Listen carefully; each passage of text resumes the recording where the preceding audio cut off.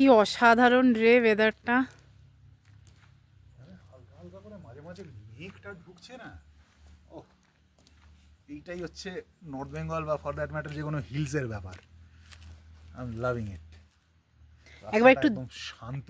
একবার একটু দেখিয়ে নি, দেখা পিছনটা দেখা, পুরো পাইন জঙ্গল ইয়েতে লাভার রাস্তাটা লাভলি।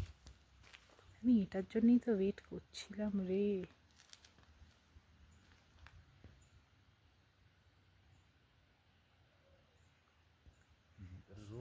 Tranquil and serene. আমি এখানে থাকবো।